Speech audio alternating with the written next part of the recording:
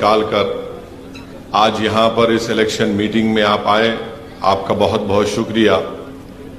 और मैं आपको ये बताना चाहूँगा कि 13 मई के दिन पार्लियामेंट के इलेक्शन का मतदान का दिन है और इम्तियाज़ जलील साहब का निशान पतंग है। 2019 में भी आप तमाम ने मिलकर एक नई तारीख बनाई थी और आपने यहाँ से करीब 56,000 के करीब वोट इम्तियाज़ जलील साहब को दिलाया था।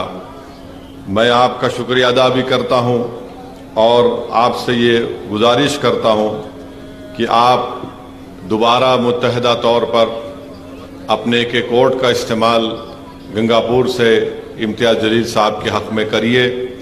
यहाँ पर बहुत से आपके मसाइल हैं, तकालीफ हैं। अभी हमारे राहुल भाई बता रहे थे कि यहाँ से 7 किलोमीटर दूर गोदावरी बहती है और गंगापुर के किसानों को गोदावरी से पानी नहीं मिलता, जिससे किसान बहुत परेशान हो जाता है। चाहे वो गन्ना उगाता हो या प्याज हो, उसको उसकी कीमत नहीं मिलती। ये ऐसे मसाइल हैं जिसके लिए आपको एक ताकतवर आवाज़ की ज़रूरत है और आवाज़ ऐसी होनी चाहिए जो हर समाज के लोगों की तकलीफ़ को समझ सके। मैं आपको बड़ी जिम्मेदारी के साथ बता रहा हूं कि पिछले 5 साल से जब से आपने और औरंगाबाद की जनता ने इम्तियाज़ जलील को अपने वोट और अपनी दुआओं से यहाँ का MP बनाया, इम्तियाज़ जलील साहब ने हर समाज के, हर समुदाय के लिए काम करने की पूरी कोशिश की। और आप जानते हैं कि इनके 5 साल में, बल्कि पूरे 5 साल में 1.5 साल तो कोविड के ज़रिए ख़त्म हो गए और कोविड में लोग मर रहे थे, तकालीफ उठा रहे थे। तो इम्तियाज़ जलील साहब को सिर्फ 3.5 साल का मौका मिला। MP लैड फंड भी नहीं, हम तमाम को नहीं मिला। जितना भी फंड मिला इम्तियाज़ जलील साहब ने उसका इस्तेमाल करने की कोशिश की और उसके ज़रिए से उन्होंने हर मुकाम पर डेवलपमेंट करवाया है। मैं यही बताना चाह रहा हूँ कि गंगापुर के इस विधानसभा में लासूर का जो रेलवे स्टेशन के क्रॉसिंग का मसला है, मैं आपसे वादा करके जा रहा हूँ कि इंशाअल्लाह ताला क्रॉसिंग का मसला है, हम ज़रूर पूरी कोशिश करके उस मसले को भी हल करवाएंगे। मेरी आप तमाम से एक अपील है कि 5 साल में आप इम्तियाज़ जलील साहब का कोई एक ऐसा स्टेटमेंट बता दीजिए कि इम्तियाज़ जलील साहब ने किसी समुदाय या किसी मजहब के मानने वालों का दिल तोड़ा है। इम्तियाज़ जलील का कोई एक स्टेटमेंट नहीं दिखा सकते। इम्तियाज़ जलील ने पार्लियामेंट में जब कभी भी बात की है, उनको मौका मिला, उन्होंने हर समाज की तरक्की के लिए और इंसाफ के लिए बात की। आप जानते हैं कि पार्लियामेंट में दंगर समाज के रिजर्वेशन की बात एक नहीं कई मरतबा एमआईएम पार्टी की तरफ से इम्तियाज़ जलील साहब ने इस मसले को उठाया। पार्लियामेंट का आखिरी सेशन हो रहा था जनवरी में, उसमें आप देख लीजिए इम्तियाज़ जलील की वो तकरीर है, वो स्पीच है जिसमें इम्तियाज़ जलील ने दंगर समाज से इंसाफ का मुतालबा किया। बल्कि इम्तियाज़ जलील ने अपनी स्पीच में बताया कि कैसे बीजेपी हो या शिवसेना हो या राष्ट्रवादी हो या कांग्रेस हो, इन्होंने दंगर समाज को सिर्फ उनके वोट हासिल करने के लिए इस्तेमाल किया, मगर उनसे इंसाफ नहीं किया।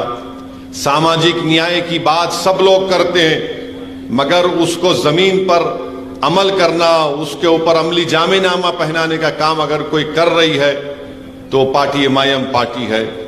वहीं पर इम्तियाज़ जलील ने मराठा समाज के रिजर्व आरक्षण की बात की।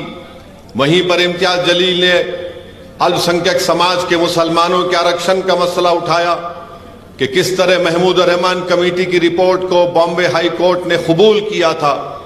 मेरे भाई, मेरे बुजुर्गों, मेरी इज्जतदार माँ और बहनों, ये आपके MP की मेहनत रही है।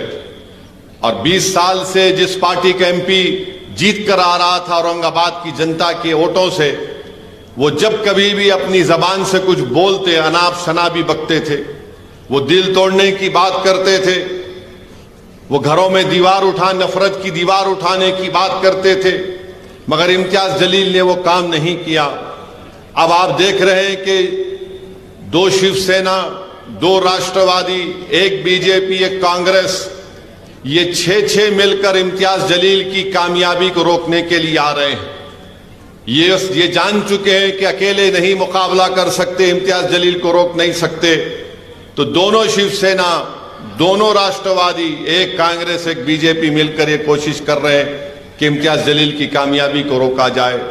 एक शिवसेना का 20 साल से जिसको औरंगाबाद की जनता ने अपनी खिदमत करने के लिए एमपी बनाया, वो आज कह रहा है कि भाइयों बहनों मेरा आखिरी इलेक्शन है, मेरी मदद कर दो।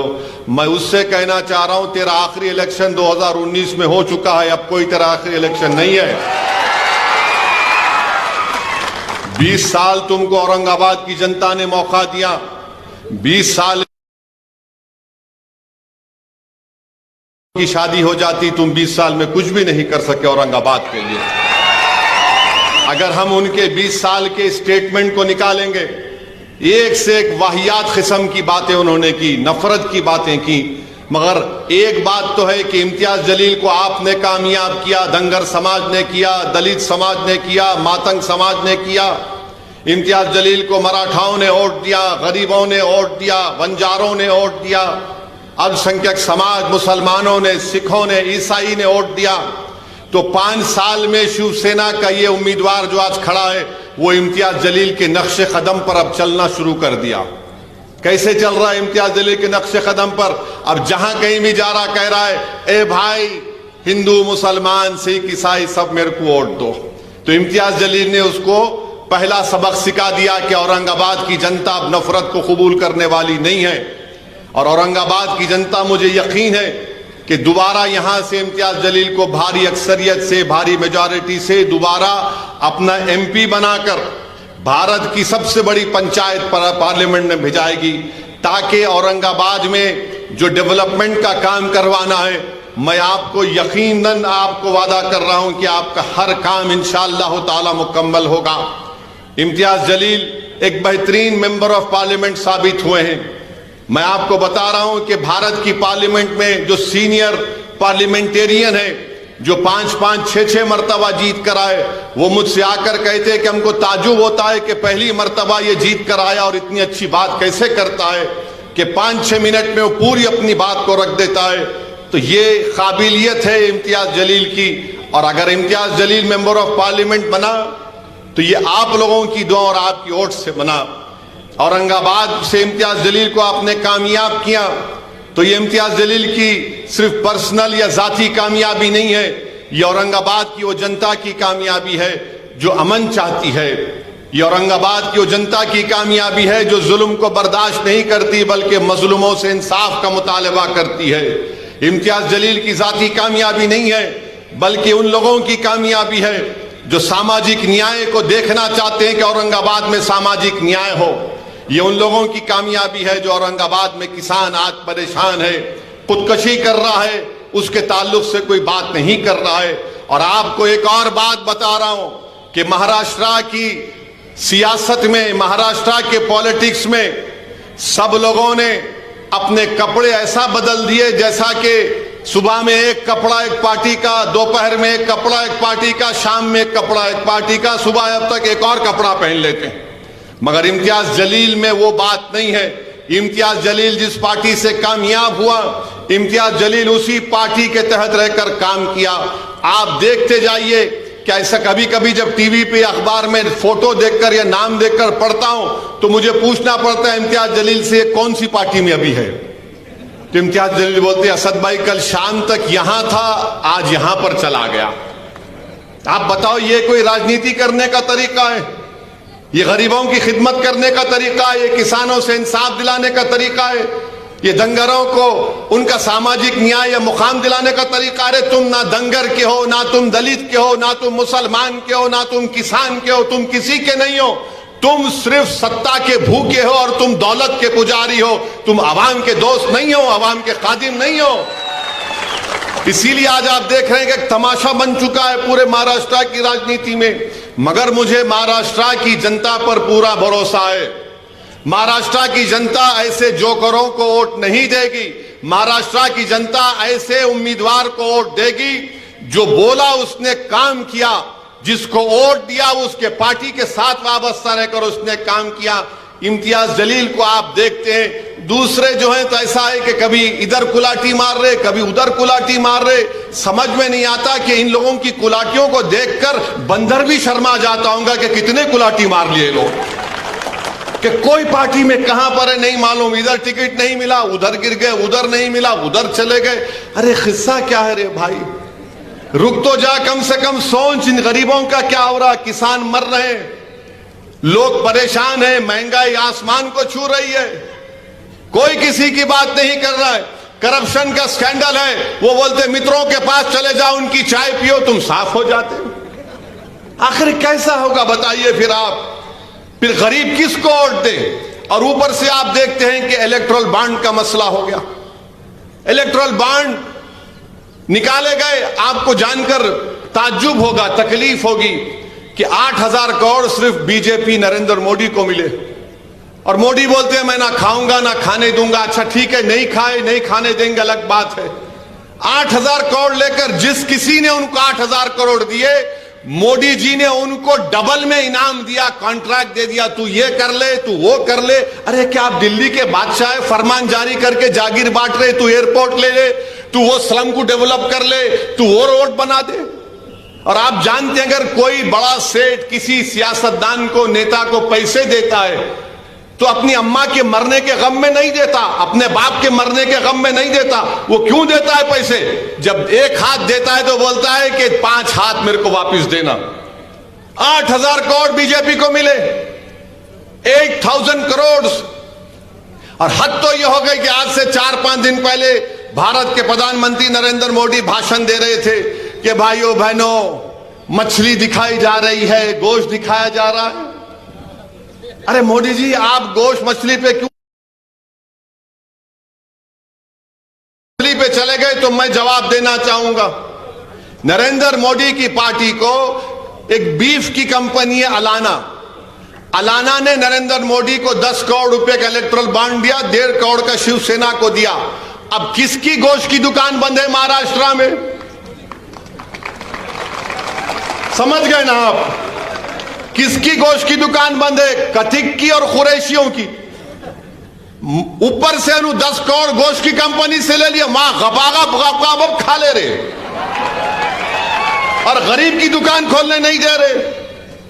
अब वो गरीब दिन में 100-200 रुपये कमा कर घर को जाता था, मगर मोदी जी क्या बोलते? ना खाऊंगा ना खाने दूंगा, मगर इलेक्टोरल बॉन्ड देंगे तो तुमको पूरा महाराष्ट्र कुर्बान कर दूंगा।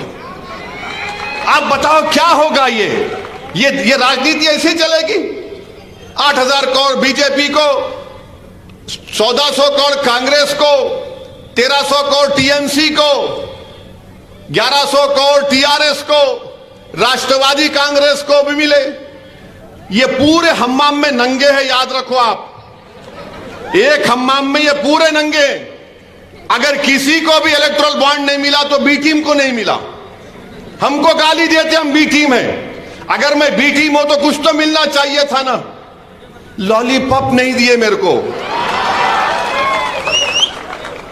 लॉलीपॉप नहीं हमको, इनको 5,000 करोड़ बाबा की जागीर है, लूट के जा रहे हैं। और बोलते हम ओवैसी बी टीम है, वोट काटता है। अरे भाई, मैं इलेक्शन चुनाव लड़ता हूं, सबके सामने आके लड़ता हूं, बगैर किसी से डरे लड़ता हूं। मेरी जान पर कई मर्तबा हमला हुआ, गाड़ी पर गोलियां चली, मगर हम बिकने वाले नहीं हैं दौलत के आगे। ना हम दौलत के आगे बिकने वाले हैं, ना हम ताकत के आगे झुकने वाले हैं। ये एमआईएम पार्टी है। और दूसरे देखे तो आप सब बिक गए, उन्होंने खरीद रहे, सेठ साहब खरीद रहे, ले कितना लेता ले, बोल लगा, तेरी बोली कितनी है बोल। हर्राज हो रहा है पॉलिटिशियंस का इलेक्टोरल बॉन्ड के नाम पर। सब लोग अपना जमीर बेच चुके हैं। और जब आकर ये लोग गरीबों की बात करते हैं तो उनको आईने में जाकर अपना चेहरा देखना पड़ेगा कि तुम क्या गरीबों से मोहब्बत करते, जब उनका खून चूसने वालों से तुम पैसे ले रहे हो। मेरे अजीज दोस्तों और बुजुर्गों, मेरी इज्जतदार मां और बहनों, हम आपसे अपील कर रहे हैं कि 13 मई के दिन सुबह के अवलीन सातों में आप निकलिए। अच्छा, बीजेपी, राष्ट्रवादी कांग्रेस, शिवसेना एक बात बोलते, 370 निकाल दिए, चलिए अच्छा करा, निकाल दिया। मेरे एक सवाल का जवाब दो। 370 के बाद क्या आता? 371 आता है ना। महाराष्ट्र में मराठवाड़ा रीजनल बोर्ड है, हमारे जर्नलिस्ट लोग हैं, 2020 से बोर्ड नहीं है, 2020 से चेयरमैन नहीं है, मगर 370 निकाले। अरे जो रीजनल बोर्ड मराठवाड़ा के डेवलपमेंट के लिए बनाया गया वो कहां गया?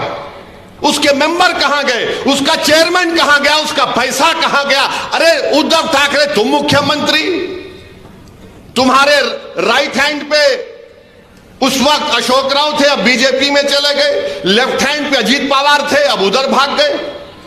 तो 371 के तहत मराठवाड़ा विदर्भा का रीजनल बोर्ड क्या हुआ? एक मेंबर नहीं है, चेयरमैन नहीं है, 2-2 साल हो गए, 3 साल हो गए, उसका पता ही नहीं है। मगर सब बोलते 370। 371 का क्या होगा बताओ? 371 अगर रीजनल बोर्ड रहेगा तो आप फैसला करेंगे कि मराठवाड़ा का पैसा कहां पर खर्चा होगा। यह इनकी राजनीति है। इसीलिए कह रहा हूं, इस हम्माम में सब नंगे, मराठवाड़ा का रीजनल बोर्ड, विदर्भा का रीजनल बोर्ड, मगर सब बोलते जय महाराष्ट्र। अरे जय महाराष्ट्र बोले तो फिर 371 का क्या होगा? अब आप आ जाइए, उद्धव ठाकरे, CAA का कानून बन रहा था, क्या उद्धव ठाकरे ने मोदी का साथ नहीं दिया? CAA का कानून बन रहा था, उद्धव ठाकरे मोदी का साथ दिए। और CAA का कानून NPR NRC से जोड़कर देखना पड़ेगा, इससे अलग नहीं कर सकते। यह सिटीजनशिप कानून के तहत NPR NRC है। अब बीजेपी बोलेगी नहीं।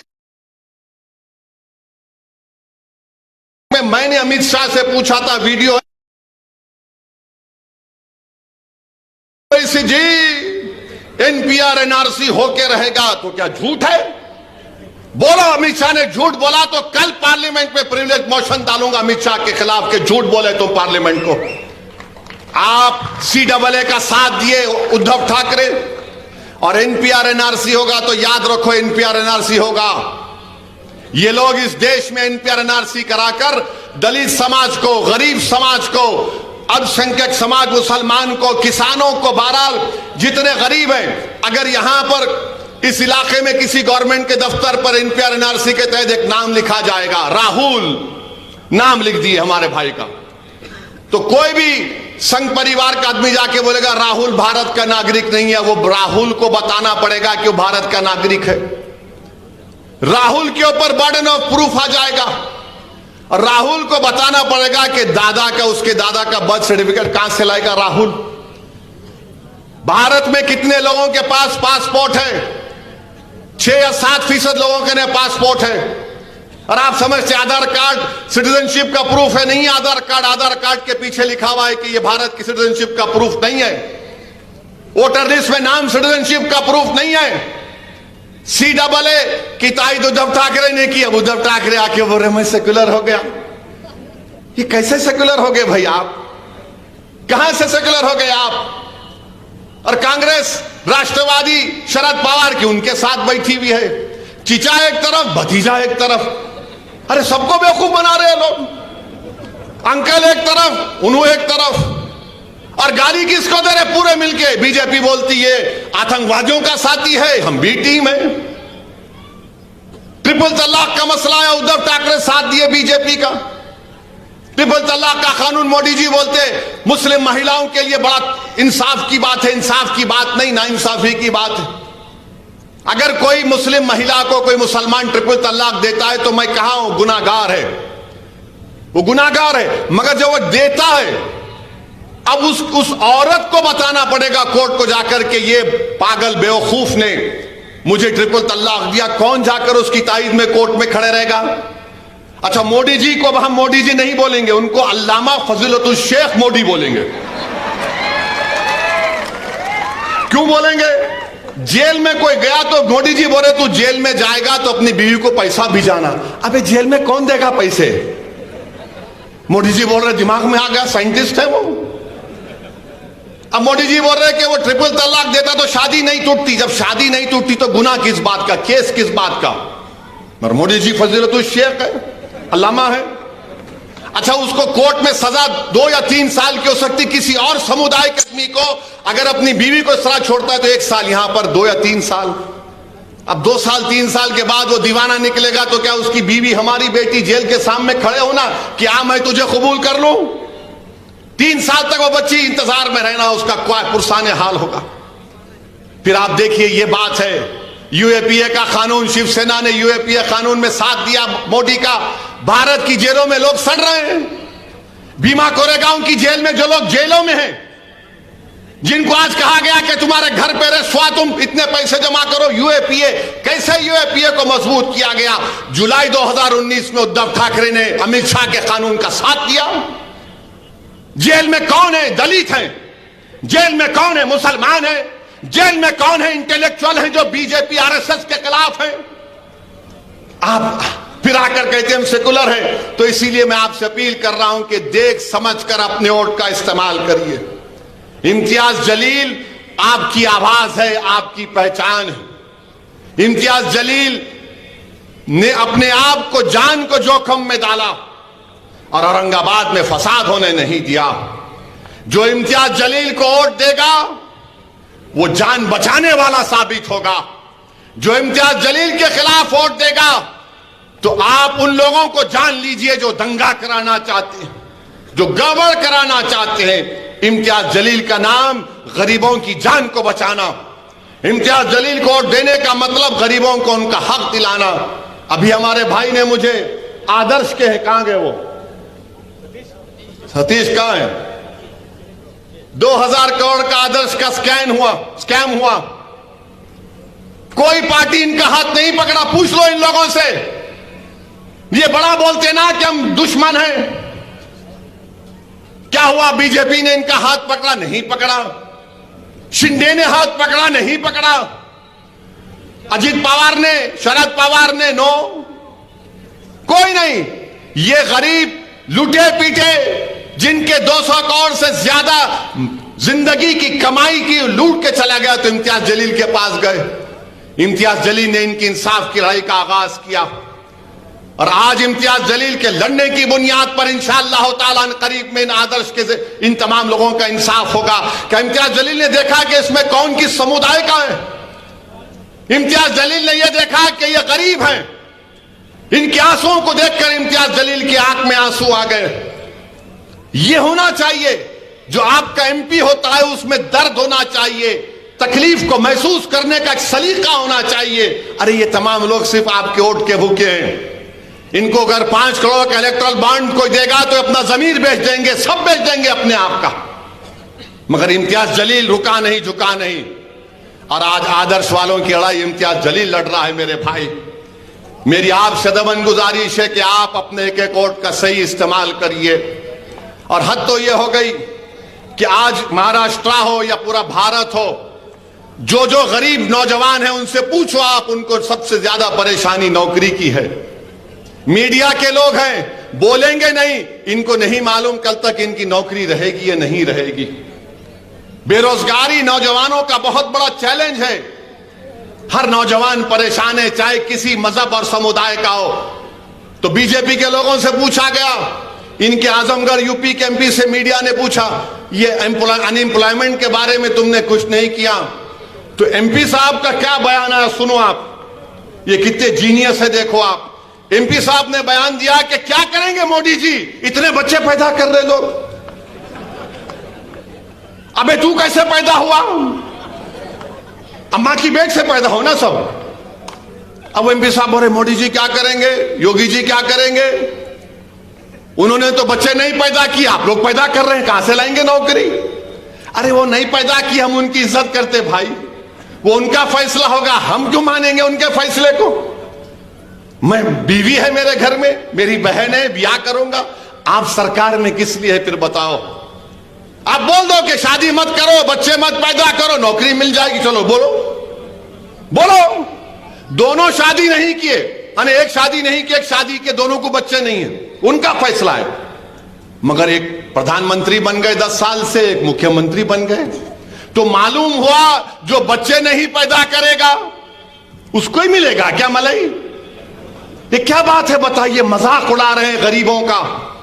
उन बेरोजगार नौजवानों के दिलों पर क्या गुजरती होगी जब इस तरह के बकवास को सुनते हैं कि एक बीजेपी का एमपी कह रहा है। और याद रखिए, आखिर में कह रहा हूं, अगर दोबारा बीजेपी को वोट मिलेगा तो नरेंद्र मोदी अंबेडकर के बनाए हुए संविधान में तब्दीली लाएगा या उसका नया संविधान बनाएगा। लाख बीजेपी कह ले, कभी यकीन नहीं करना इन लोगों पे, कभी यकीन नहीं करना।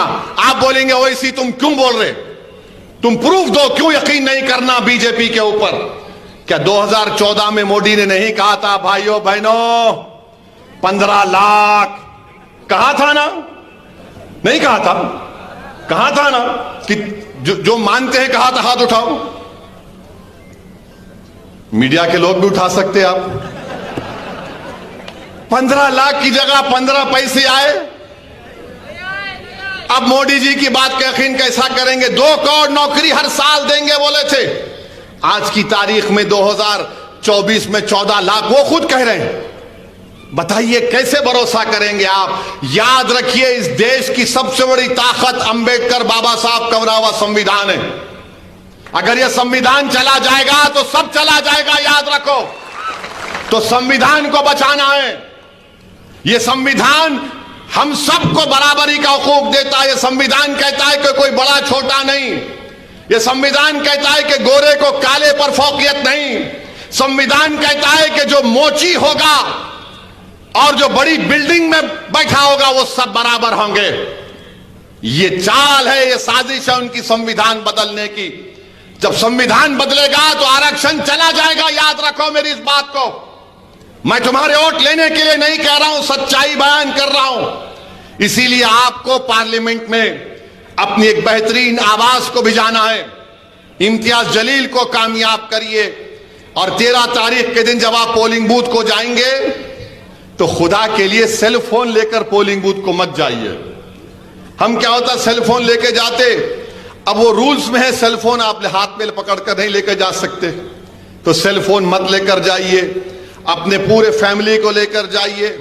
नौजवानों की जिम्मेदारी है, पोलिंग बूथ को जाइए, पतंग के निशान के जगह बटन दबाइए, वो स्लिप निकलेगी, उस स्लिप में देखिए कि पतंग के ऊपर आपने बटन दबाया तो उस पर पतंग का निशान है या नहीं।